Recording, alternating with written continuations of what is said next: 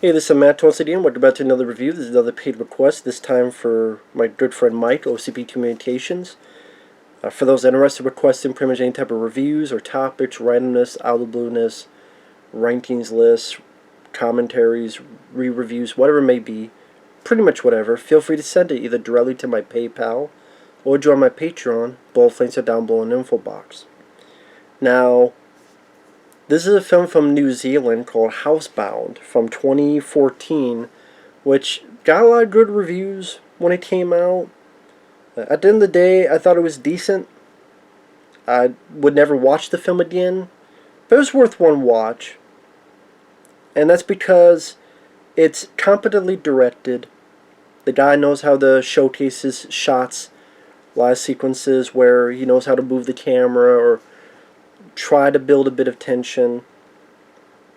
The acting's not bad, and the story is the most interesting part of the movie, which is good, which is a nice change of pace.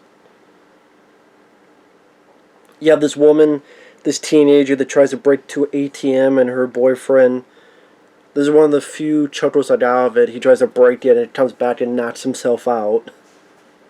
So she doesn't know what to do. She tries to escape. She gets stuck. She gets arrested. And then, as part of her plea bargain, whatever you want to call it,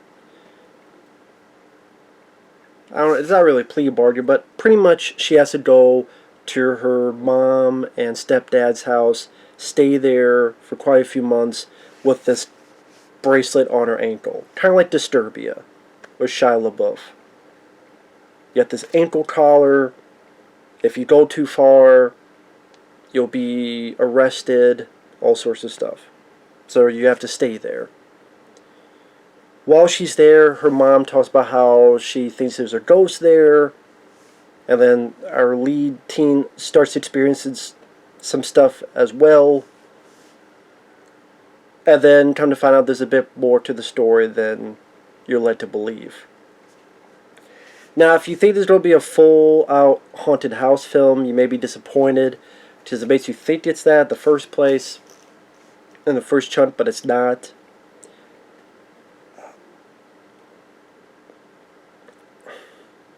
Like I said, the story does get interesting in its twists and turns, and I enjoyed that journey, because it didn't seem too typical or generic.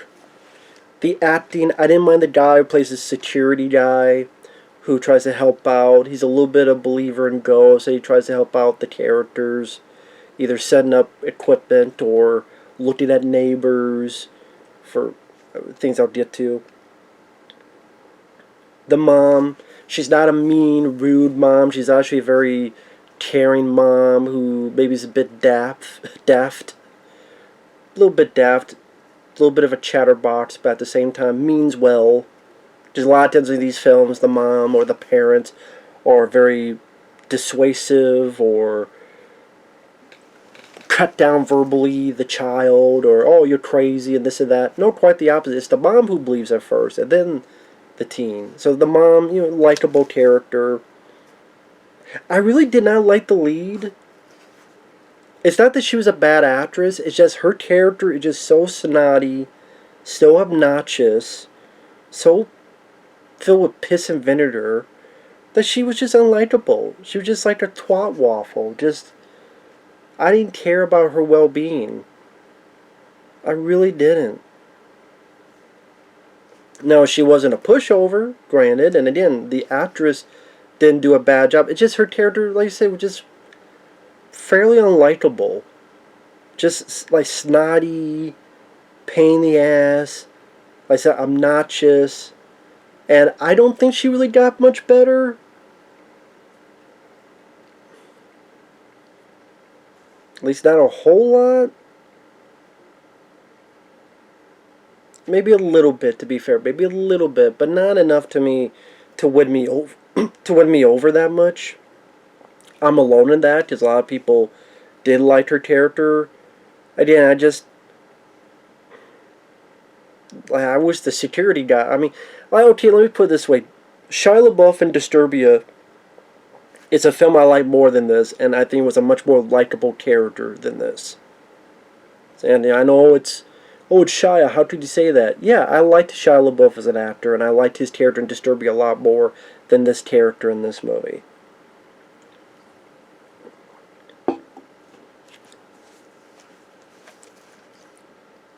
Which was also about a teen and his mom dealing with a mystery, dealing with a murder.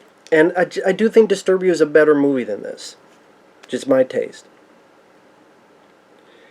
Because that one, I thought the humor worked a bit better, and the tone. This one tries to be, again, a haunted house movie, but then it's a murder mystery, and then it's trying to be a little bit Peter Jackson comedy, a little bit. I thought Disturbia was a bit more consistent in its tone. Like I said, I thought it was a bit tighter paced and more likable lead. Here,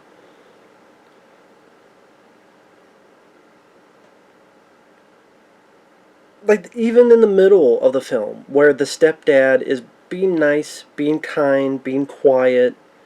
He even said, "Listen, I'm not really much for a conversation." He's trying his best, and she goes, "Man, look at the state of this room. No wonder you have fucking asthma." Just being a bitch. And I just never found it scary. I never found it that creepy. I never really found it that funny.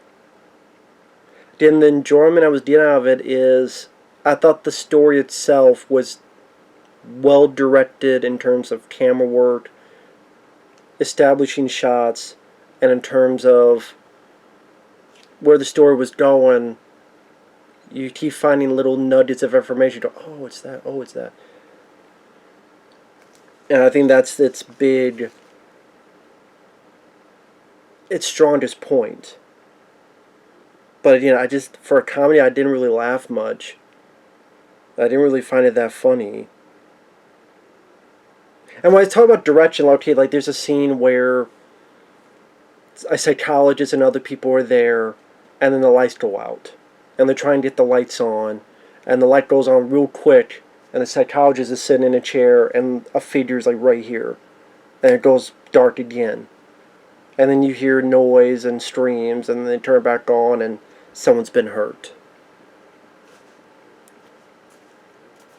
That's what I mean by that. Or a person's looking, and then the camera pulls back more, and there's a face at a window.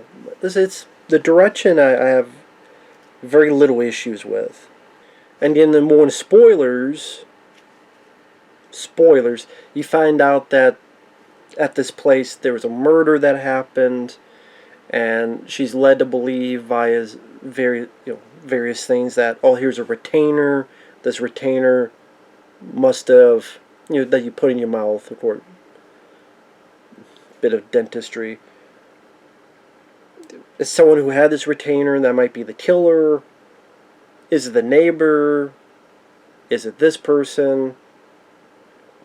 And then, oh, here's another aspect that the neighbor had this guy named Eugene who disappeared, and maybe he's living in the walls, like people under the stairs or under the floors. Just these little things that happen as time goes on. And there were so many times I would get frustrated with this lead character. Like, there's a bit where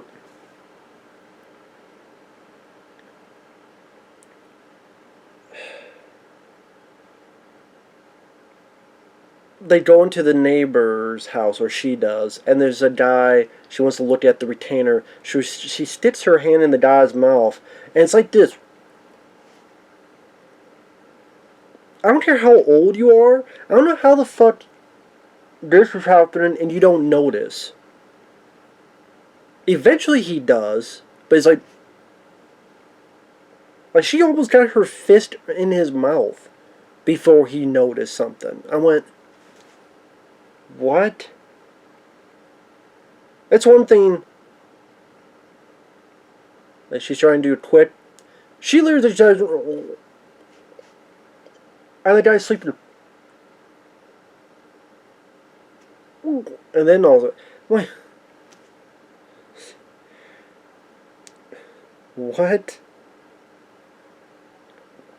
Oh, she gets so scared, again, spoilers, and then she stupidly, accidentally stabs her fucking stepdad. Which he survives, but it looked like she killed him. I'm like, what a fucking idiot. This smart person accidentally stabbing her stepdad.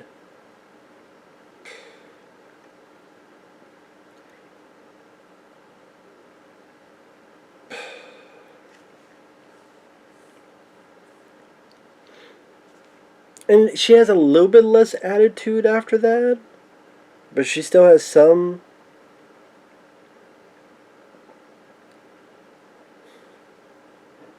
One that leads to another, she finds out it's a psychiatrist. And then it's this alright cat and mouse chase going through the house, even the inner workings of the house, thanks to Eugene, who lives there. And the lead put like a cheese grater on her arm, which she rubs on the guy's face for a bit, the psychiatrist, and I don't know, I'm just sitting there going, again, Disturbia I liked more, the people under the stairs I liked more. It just reminded me of films I enjoyed more. It's like, okay. Again, I just not find it as funny as other people made it out to be. And then Super Spores, the way it ends, is not too bad. The psychiatrist choking the mom out. The guy grabs his thing. The lead grabs his thing, sticks it under the guy's chin. Then some current is turned on. Then his head explodes. But at the same time,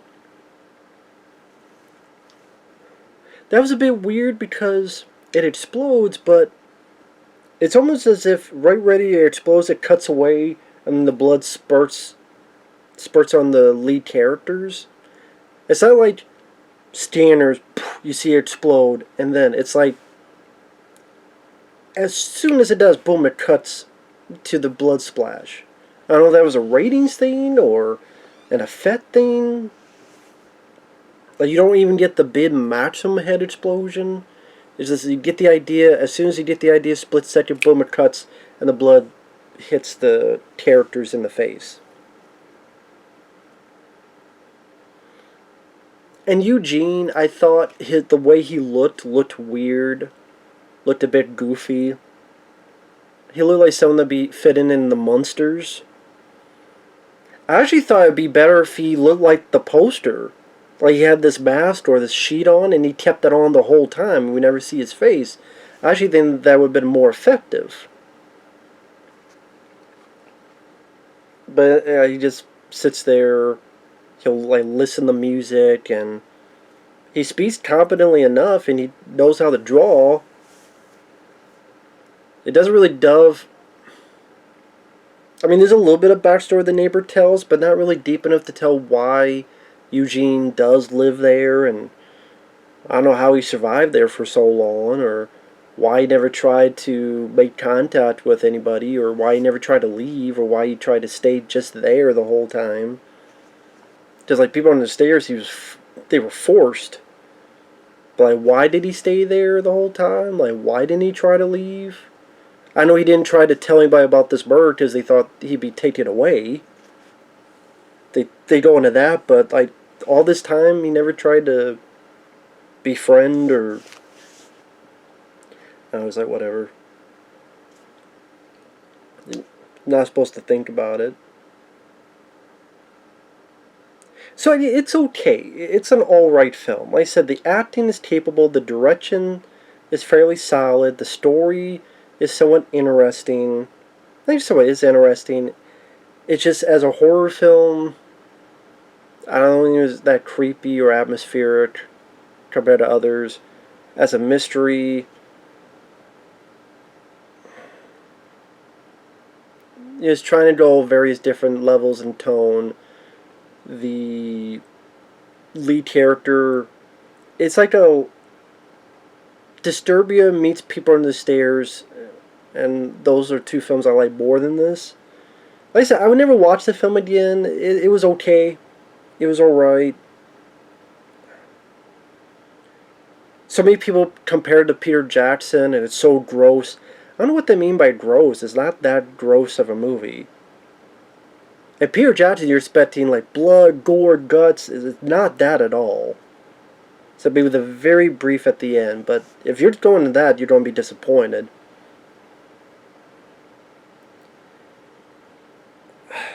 I mean,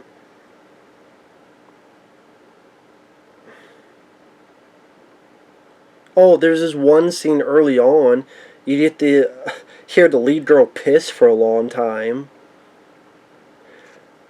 Piss almost as long as Austin Powers. That was great. I don't know if that was meant for comedy, but she's just sitting down and just hearing her piss. I can't do it. I swear it goes almost as long as Austin Powers.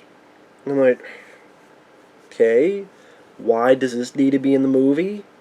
No, I don't think I need to hear ladies pissing in a movie for 5 minutes. Maybe that's just me. And that's early on. That's in like the first, I don't know, 15 minutes or so?